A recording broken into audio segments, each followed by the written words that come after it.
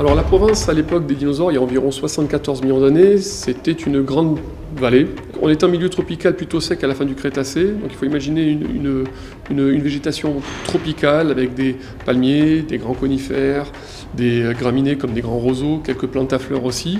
Et les dinosaures venaient se nourrir de cette végétation, mais aussi pondre au milieu de cette végétation pour protéger visuellement les nids des prédateurs. On avait plusieurs dinosaures herbivores qui vivaient, le rhabdodon qu'on ne présente plus, mais aussi les titanosaures. Une des pièces inédites de cette exposition, c'est la présentation de tous les éléments appartenant à ce titanosaure. Nous avons une patte postérieure avec un fémur, un tibia, un péroné, et qui correspond à la silhouette qu'on a ici, donc un animal d'environ 12 mètres de longueur.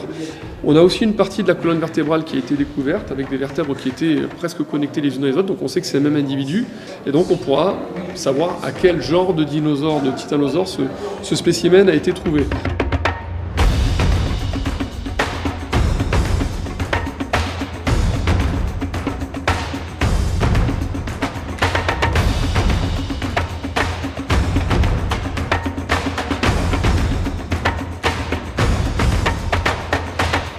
C'est la deuxième exposition que le département des Bouches-du-Rhône réalise en 2 ans.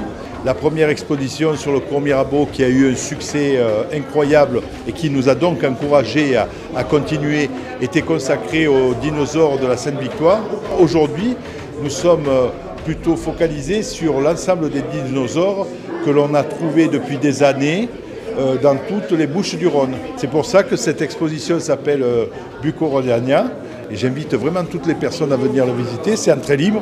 Elles seront très surprises des nombreuses espèces, des nombreux dinosaures, que ce soit des fossiles, des vrais fossiles, des reproductions ou des maquettes que l'on a trouvées depuis des années sur notre territoire.